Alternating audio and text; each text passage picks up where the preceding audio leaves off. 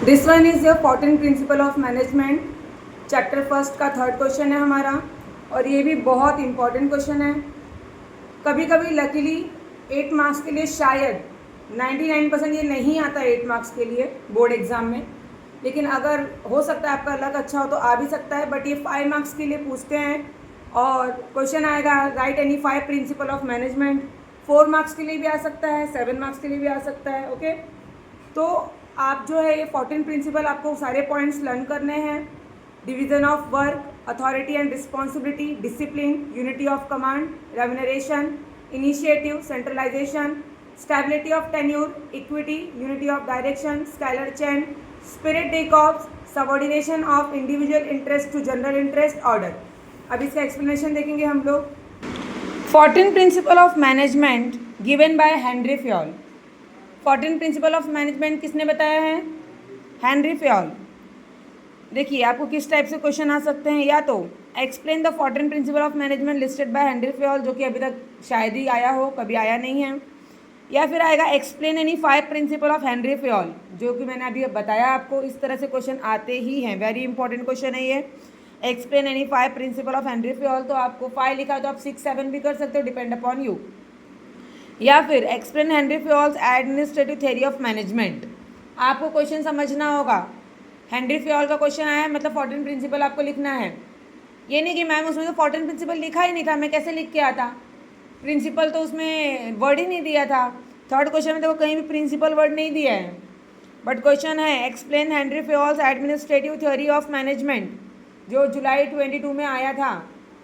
So remember it, okay, ध्यान रखना। Intro है इसका। आपको क्वेश्चन जब भी आप एग्ज़ाम में लिखोगे तो सबसे पहले इंट्रोडक्शन लिखना है, फिर मीनिंग या डेफिनेशन लिखना है, फिर आपको पॉइंट स्टार्ट करने हैं, फीचर्स हो, एलिमेंट्स हो, कैरेक्टरिस्टिक्स हो। Okay, Henri Fayol was the French mining engineer. He worked as the director of mines also. Henri Fayol जो थे वो फ्रेंच के माइनिंग इंजीनियर थे, ओके, और वो वहाँ के एज ए डायरेक्टर भी वर्क करते थे। After conducting many experiments in management he developed 14 principle of management. बहुत सारे रिसर्च एक्सपेरिमेंट्स करने के बाद इन्होंने 14 प्रिंसिपल ऑफ मैनेजमेंट बनाया, बताया। This principle are explained in this famous book. इनकी जो फेमस बुक है, कौन सी बुक है इनकी famous book? General and industrial administration. These principles are explained in his famous book General and Industrial Administration. Due to his contribution to management, he is called a father of modern management. अब देखो Henry Fayol ने अपना इतना contribution दिया है, इसीलिए इनको father of management कहा जाता है। जैसे इकोनॉमी के फादर कौन है? कौन है? एडम स्मिथ है ना। उसी तरह मैनेजमेंट के फादर किसको कहा गया है? Father of modern management Henry Fayol. आपको इसके लिए 1 मार्क्स का क्वेश्चन ज़रूर देते हैं, who is the father of modern management या dash father of modern management, तो आपको आंसर में लिखना है Henri Fayol. The principle laid down by Fayol are explained below. यहाँ पे दिया है प्रिंसिपल ऑफ मैनेजमेंट। फर्स्ट हमारा है division of work. What do you mean by division of work? Division of work का मतलब क्या होता है? काम को बांट देना। क्या होता है? काम को बांट देना, डिवाइड कर देना, उसी को कहते हैं division of work. The full work of organization should be divided among the different individuals, groups and department. जितना भी काम हमारे ऑर्गेनाइजेशन में है उसको हम छोटे छोटे एक या तो अकेले अकेले किसी इंसान को, या तो ग्रुप को, या तो पूरे डिपार्टमेंट को काम को डिवाइड कर देते हैं, और डिवाइड करने को हम बोलते हैं division of work. The divided work should be assigned to different employees as per their capacity, skill and interest. अब जिस इंसान को जैसा काम आता होगा उसको वैसा काम हम सौंप देंगे करने के लिए कि भाई आपको ये कंप्लीट करना है, आपको वो कंप्लीट करना है, ठीक है। It give benefits of specialization and improve efficiency and expertise of employees. अब मान लो कोई एम्प्लॉई है जो पैकिंग करने में एक्सपर्ट है, तो उसको पैकिंग का काम दे देंगे। पैकिंग वाले को स्कैनिंग का काम देंगे तो वो तो स्लो करेगा ही या गलती करेगा ही, इसलिए पैकिंग वाले पर्सन को पैकिंग का काम देंगे, जिससे वो स्पेशल तरीके से अपनी स्पेशलाइजेशन दिखाकर फटाफट पैक करे और जल्दी से काम फिनिश करे। ऐसे ही जो इंसान, जो इंडिविजुअल, जो एम्प्लॉय जिस चीज़ में ज़्यादा माहिर होगा, ज़्यादा अच्छा काम करने में होगा, उसको वो काम सौंप दिया जाएगा। So without division of work there will be confusion. अगर हम काम किसी को बांटेंगे ही नहीं तो कौन सा इंसान क्या काम करेगा हमको पता ही नहीं चलेगा। फॉर एग्जाम्पल हम एक छोटा सा अपने घर का एग्जाम्पल लेते हैं। मान लो घर में 10 गेस्ट आने वाले हैं, मेहमान आने वाले हैं, और मम्मी जो है बोल रही चलो आज खीर पूरी या सैंडविच या फिर फ्रैंकी पिज़्ज़ा ऐसा कुछ हम बनाएंगे, और पता चला कि मम्मी ने जाकर शक्कर डाला, फिर से जाकर घर में किसी और ने भी शक्कर डाल दिया खीर में, 2-3 बार सबने डाल दिया, अब पता ही नहीं है कि शक्कर कितनी पड़ गई। अब वो खीर की जगह बर्फ़ी बन गया। क्यों? इतनी ज़्यादा शक्कर हो गई कि वो जम गया उसी में। ठीक है, तो ऐसा नहीं करना है। अगर किसी एक इंसान को एक काम सौंपा जाएगा तो वो इंसान को पता है कि मुझे ही ये काम करना है, तो वो अकेले अच्छी तरह से करेगा without any confusion. Clear? Any doubt for in this point? Okay, next is authority and responsibility. बच्चों, अथॉरिटी और रिस्पॉन्सिबिलिटी एक ही सिक्के के 2 पहलू हैं, 2 साइड्स ऑफ सेम कॉइन। इसमें दिया होगा आगे ये लाइन, बट अभी मैं बता रही हूँ कि ये जो जहाँ पे जिम्मेदारी आती है वहाँ पे अधिकार मिल जाता है, और जहाँ पे अधिकार दे रहे हैं वहाँ अपने आप जिम्मेदारी कंधों पे आ जाती है। अगर कोई क्लास का मॉनिटर बनता है तो अगर मैंने बोला आप आज से आप मॉनिटर, मतलब मैंने उसको अधिकार दे दिया, राइट, लेकिन उसके ऊपर जिम्मेदारी आ गई क्लास को शांत रखने की, सब मैनेज करने की। और अगर मैंने किसी बच्चे को बोल दिया कि आप ज़रा क्लास शांत रखना, तो अपने आप वो मॉनिटर बन गया, उसको अधिकार मिल गया। तो जिम्मेदारी और अधिकार ये दोनों ही एक ही सिक्के के 2 पहलू हैं। समझ में आया? तो से 2 साइड्स ऑफ सेम कॉइन, इसका एक लाइन है, tag line. Authority means power और right to take decisions. The manager should be given authority to get the work done systematically from the subordinates. जो मैनेजर है वो अथॉरिटी देता है काम करने के लिए, किसको? सबॉर्डिनेट्स को, कि आप मेरा काम फटाफट से अच्छी तरह कंप्लीट करके दो। अब नेक्स्ट आता है हमारा responsibility. Responsibility is the obligation to perform the given duties. वो कर्तव्य होता है, हमारा काम होता है जो हमें करना पड़ता है। Correct? So authority and responsibility go together, जहाँ जिम्मेदारी और अधिकार दोनों साथ में ही चलते हैं। They are 2 sides of the same coin. ये दोनों एक ही सिक्के के 2 पहलू हैं, 2 तरफ हैं। When a person is given authority, he must also be given an equal responsibility and vice versa. अगर आप किसी चीज़ का अधिकार ले रहे हो तो उसकी जिम्मेदारी अपने आप आ जाती है, और अगर जिम्मेदारी ले रहे हो तो अधिकार अपने आप आ जाता है। इसमें कोई 2 राय नहीं है, because authority without responsibility and responsibility without authority is no use. अगर मैंने बोला आप मॉनिटर हो बट आपको ये राइट नहीं कि आप चिल्लाओ शांत कराओ, तो क्या फ़ायदा मॉनिटर बन के? अगर मैंने बोल दिया कि आप सबको शांत कराओ और मैं बोल तू मॉनिटर थोड़ी ना है, तो क्या फ़ायदा फिर ये सब काम करके? इसीलिए जहाँ पे आपको अथॉरिटी है वहीं पे आपको रिस्पॉन्सिबिलिटी है, जहाँ रिस्पॉन्सिबिलिटी है वहीं पे आपको अथॉरिटी है। Am I clear? Any doubt? उसका उल्टा, जहाँ पे जिम्मेदारी वहाँ पे अधिकार, जहाँ पे अधिकार वहाँ पे जिम्मेदारी। एक लिखा है और दूसरा बोल दिया उल्टा। Okay, vice versa. अब नेक्स्ट हमारा है थर्ड पॉइंट, डिसिप्लिन। क्या है थर्ड पॉइंट? क्या है? तुम लोग ऐसा लग रहा है कि सुबह सुबह एकदम खा पी के नहीं सुस्त मुस्त होके चले आते हो। चाय वाय पिए हो कि नहीं? वैसे बच्चों को चाय नहीं पीनी चाहिए, फिर भी आदत तो आदत, पी लेते होंगे, मैं भी पीती हूँ। चलो ठीक है, आगे हम देख रहे हैं डिसिप्लिन। डिसिप्लिन मतलब क्या होता है? अनुशासन। हिंदी में अनुशासन बोलते हैं ना, भूल गए हो? याद है? हिंदी याद है क्या मोहित? चलो ठीक है। Fayol, Fayol means Henri Fayol. Henri Fayol believe that discipline is essential. Essential मतलब important for smooth working and organisation. अब जैसे कि हम क्लास में बैठे हैं, करेक्ट, अगर यहाँ डिसिप्लिन ना हो कि सबको शांति से सीधे बैठना है और बुक में देखना है, तो एक सो के पढ़ेगा, एक नाच नाच के पढ़ेगा, एक इधर ही अपना गेम शुरू कर देंगे। करेक्ट? लेकिन डिसिप्लिन है कि फ़ोन यूज़ नहीं करना है, स्ट्रेट बैठना है, देखना है, कुछ डाउट हो तो पूछना है, फालतू वर्ड यूज़ नहीं करना है, मस्ती कम करनी है, स्टडी ज़्यादा करना है। करेक्ट? तो ऐसे ही अगर किसी कंपनी, किसी ऑर्गेनाइजेशन में हम कोई डिसिप्लिन फॉलो करते हैं तो वहाँ का काम जो बहुत ही आराम से, आसानी से और समय के साथ पूरा हो जाता है। वही लिखा है, discipline means a respect for rules and regulation. Discipline मतलब हम अपने रूल्स रेगुलेशन की रिस्पेक्ट कर रहे हैं of the organization. Discipline help to achieve the goal in the organization. Discipline से हमारा गोल आसानी से अचीव हो जाता है। Good discipline is the result of effective leadership. अगर अच्छी डिसिप्लिन चल रही है, अभी यहाँ पे सब शांत बैठे, इसका मतलब कि मैं अच्छे से मैनेज कर रही हूँ, तभी आप सब शांत हो। अगर किसी ऑर्गेनाइजेशन या कंपनी में सब लोग अच्छे से काम कर रहे हैं बिना किसी गलती के या बिना किसी फालतू टाइम पास के, इसका मतलब वहाँ का लीडर अच्छा है, वो अच्छे से अपना लीड कर रहा है, लीडरशिप क्वालिटी है। For that there must be clear understanding between management and worker regarding organization rule. Okay, तो इस तरह से आपको रूल्स रेगुलेशन फॉलो करने पड़ते हैं। जब फॉलो करोगे तो आप अच्छा रिजल्ट अचीव कर सकते हो। Any doubt in this point? No? Okay, next one is unity of command. Command मतलब क्या होता है? ऑर्डर देना, मतलब डायरेक्शन देना। ऑर्डर नहीं, डायरेक्शन बोल सकते हो। किसी को डायरेक्ट करना, कमांड देना, चलो उठो, बैठो, यहाँ जाओ, ये उठाओ, ये रखो, correct. The subordinate should receive order from only one superior. जितने भी सबॉर्डिनेट, जितने भी काम करने वाले हैं, वो सब खाली एक ही सुपीरियर का ऑर्डर या कमांड ले सकेंगे या लेना चाहिए। समझ में आया? क्यों? क्योंकि if there are two superior, अगर दो लोग रहेंगे for one subordinate, then there will be confusion and disorder. अब मान लो कि समझो प्रत्युष यहाँ बैठा है और यहाँ मैं भी हूँ, दीपक सर भी हैं, हम दोनों ओसी पढ़ा रहे हैं, ठीक है।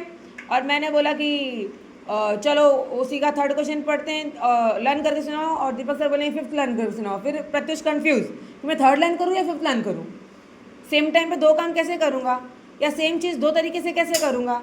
इसीलिए सिंगल सबॉर्डिनेट को सिंगल सुपीरियर ही ऑर्डर दे सकते हैं, और देना भी चाहिए, जिससे कि सबॉर्डिनेट हमारे कंफ्यूज ना हो। So this will affect the discipline, efficiency and productivity etc. of the organization. This principle give importance to the rule. Too many cooks spoil the soup. अगर बहुत सारे लोग एक सूप बनाएंगे तो सूप नहीं, वो कुछ और ही बन जाएगा। Too many cooks spoil the soup का मतलब है कि कई सारे लोग मिलके सूप बना रहे हैं और वो सूप पूरा खराब हो गया। कोई आके नमक डाल के गया, फिर से कोई आके नमक डाल के गया, कोई आके मसाला डाला, कोई फिर से आके मसाला डाल दिया, कोई आके वेजिटेबल डाल दिया बॉइल्ड, कोई अनबॉइल्ड डाल दिया। तो too many cook spoil the soup. Spoil मतलब ख़राब कर देना, कुक मतलब बनाना, पकाना। देखो यहाँ पे आपको एक डायग्राम दिया है, एक सुपीरियर और तीन सबॉर्डिनेट है, प्रॉपर काम कर रहे हैं, और यहाँ दो सुपीरियर तीन सबॉर्डिनेट को दे रहे हैं, तो सब गड़बड़ चल रही है, कन्फ्यूज़न ही कन्फ्यूज़न है, सॉल्यूशन का पता नहीं। अब यहाँ सॉल्यूशन ही सॉल्यूशन है, गड़बड़ होने का चांस ही नहीं। अंडरस्टैंड? यस बोलने में भी इतना धीमा। Next point is remuneration. Remuneration मतलब क्या होता है? पैसा, सैलरी, रुपया, money. Remuneration is the prize for service received. जो भी आप सर्विस देते हो उसके बदले जो पैसे मिलते हैं उसे क्या कहते हैं? क्या कहते हैं मोहित? रेम्यूनरेशन। पहले अपना प्रोनाउंसिएशन क्लियर करो, रेम्यूनरेशन बोलना सीखो। लिखोगे कैसे? If an organization want to good employ and good performance, they should have a fair remuneration policy. अगर कोई भी कंपनी, कोई भी ऑर्गेनाइजेशन चाहता है कि हमारे पास अच्छे एम्प्लॉय आए, अच्छा काम करे, तो आपको अच्छा पैसा भी देना होगा। This policy should not exploit the employee. और अगर ऐसी पॉलिसी आप रखोगे तो आप एम्प्लॉय को एक्सप्लॉइट नहीं कर रहे हो, उनका सपोर्ट कर रहे हो, बल्कि उनका हनन नहीं कर रहे हो। It should give maximum satisfaction to both employer and employee. अच्छा रेम्यूनरेशन, अच्छा पैसा, अच्छी सैलरी देने से एम्प्लॉयर भी खुश होता है और एम्प्लॉई भी खुश रहता है। एम्प्लॉय को अच्छा पैसा मिलेगा तो वो खुश, और वो अच्छे से काम करेगा तो एम्प्लॉयर भी खुश। ठीक है? While paying remuneration, the skill, expertise, knowledge, tenure of employee should be taken into account. When the employee are paid fair remuneration, they show greater productivity and give more output. आप पैसा देने के या remuneration fix करने के पहले उसका talent, उसका स्किल, उसका एक्सपीरियंस भी मैटर करता है, वो भी देखो। और अगर आप अच्छे से दोगे पैसा तो वो भी अच्छे से काम करके देगा। Any doubt in this point? No? Okay, next is initiative. Initiative refers to voluntary to do work in an innovative way. Initiative मतलब होता है पहल करना, शुरू करना. तो आप खुद से अपनी मर्जी से किसी भी चीज़ का शुरुआत, अच्छी चीज़ का सही तरीके से आप शुरुआत कर सको. Management should encourage initiative. This means they should encourage the employee to make their own plan and execute this plan. अब आपने किसी एम्प्लॉय को काम दे दिया कि आपको ये सारा काम कंप्लीट करना है with in a 5 days, with in a 10 days, with in a 1 week, what ever you give in a time. But अगर आप उसके सर पे सवार रहोगे, ये ऐसे कर, वो ऐसे कर, नहीं, आपको उसको उसकी तरीके से काम करने के लिए छोड़ देना चाहिए कि इतना रॉ मटेरियल है, इतने ही रॉ मटेरियल में आपको इतना वर्क करके देना है, अब आप जैसे करो वो आपकी मर्जी. तो वो खुद का प्लान बनाएगा और खुद के प्लान को खुद से एग्जीक्यूट करेगा अच्छी तरीके से. समझ में आया? इतनी तो छूट आपको देनी ही चाहिए कि वो खुद से इनिशिएटिव ले सके. This is because initiative give satisfaction to employ and success to the organization. This approach help the organization to grow. It also create sense of belonging about the organization in the minds of employ.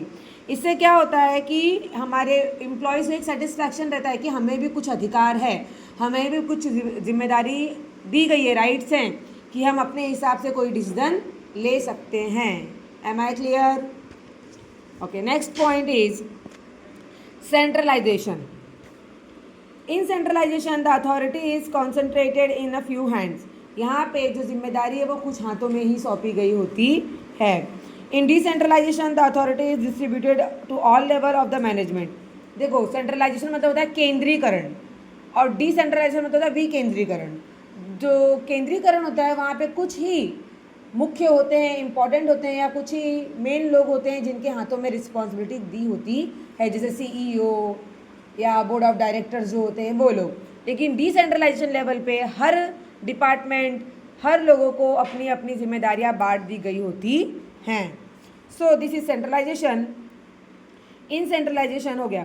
In decentralisation authority distribute to all level of management. Yes, no organisation can be completely centralized or decentralized. If there is complete centralization, then subordinate will have no authority power if to carry their responsibility duties. Similarly, if there is complete decentralization, then their superior will have no authority to control the organization. कोई भी organisation, कोई भी institute, कोई भी company, कोई भी संस्था ना पूरी तरह से सेंट्रलाइज होता है और ना ही पूरी तरह से डिसेंट्रलाइज होता है. अगर वो पूरी तरह सेंट्रलाइज रहेगा तो मतलब एम्प्लॉयज़ को कुछ अथॉरिटी ही नहीं है काम करने की ढंग से अपने मर्जी से. और अगर वो पूरी तरह से डिसेंट्रलाइज रहेगा इसका मतलब सुपीरियर का कंट्रोल ही नहीं है किसी के ऊपर. इसीलिए हर चीज़ का एक दायरा, एक लिमिट फिक्स किया गया है. कुछ जगहों पर सेंट्रलाइज्ड है और कुछ चीज़ों के लिए डिसेंट्रलाइज्ड है. Am I clear? कुछ डाउट है? समझ में आया मेरी बात? समझ में आया? ओके. नेक्स्ट है स्टेबिलिटी ऑफ टेन्यूर. टेन्यूर मतलब होता है समय, काल. बोलते हैं ना काल परिवर्तन, काल पहचानो, समय समय, टेन्यूर. स्टेबिलिटी मतलब होता है टिके रहना, टिकाऊ, चलते रहना, कंटिन्यू रहना. जिसको नहीं पता है वो बुक पर अंडरलाइन करके लिख लो meaning. An employee needs time to learn and understand his job. एक एम्प्लॉय को अपने काम को समझने और सीखने में समय लगता है. करेक्ट? कोई भी एम्प्लॉय कहीं नई जॉब पे लगेगा तो उसको सीखने में और समझने में टाइम तो लगता ही है. So he needs time to become efficient. Therefore he should not be removed after a short period of time. He should not be keeped temporary for a long period of time. He should be made permanent. In other word the employee should have job security. Job security will increase their efficiency. कोई भी इंसान अगर कहीं नई job पे लगता है तो उसको कुछ समय तो सीखने और समझने में चला जाता है, पर कुछ समय के बाद आपको जॉब से निकालना नहीं चाहिए या आपको भी जॉब छोड़नी नहीं चाहिए. अगर आप बार बार किसी एम्प्लॉय को निकालते जाओगे तो सामने जो एम्प्लॉय है उसके मन में विश्वास ही नहीं होगा कि मेरा फ्यूचर यहाँ सेफ है, क्योंकि उसको अपने जॉब से सेटिस्फाई नहीं रहेगा. अगर किसी इंसान को पता है कि हमें कभी भी निकाल सकते तो वो बस टाइम देखेगा, 10 बजे आया, कब 6 बजे कब मैं जाऊँ, जो भी काम हो रहा है वो करूँ, फटाफट निकलूँ. वो खुद से अपना समझकर सेल्फ इफ़र्ट्स नहीं डालेगा और किसी को पता है कि मैं यहाँ जीवन भर रह सकता हूँ, जीवन भर काम कर सकता हूँ, एक कंपनी बढ़ेगी तो मैं भी आगे बढ़ूँगा, मेरा पैसा भी बढ़ेगा, और कंपनी भी उसको एक विश्वास दिलाती है कि आप परमानेंट हो जाओगे, आप यहीं रहोगे, आप कहीं नहीं जाओगे, आपका पैसा बढ़ते जाएगा, आपका फ्यूचर सेट है, तो एम्प्लॉय खुशी खुशी अच्छी तरह से मन लगाकर काम करता है। एम आई राइट और रॉन्ग? अभी हमारे समझो क्लास में ही अगर कोई टीचर पढ़ाने आ रहा है और मैं हर महीने, हर 6 महीने, हर साल टीचर चेंज कर रही हूँ, तो क्या लगेगा उनको कि ये कोई एक टीचर को रखते ही नहीं, लेकिन ऐसा तो हमारे यहाँ है ही नहीं। हमारे यहाँ टीचर 15 साल से, 10 साल से, 8 साल से, 9 साल से, 5 साल से जो आते हैं वो कंटिन्यू पढ़ाते हैं, जब तक उन्हें खुद से ना छोड़ना हो, उन्हें खुद से कहीं और जाना हो, तभी वो छोड़ते हैं या तभी वो जा सकते हैं। वरना मैं अपनी तरफ से किसी भी टीचर्स को नहीं बोलती हूँ कि आप जाइए या मैं दूसरी टीचर हायर कर रही हूँ।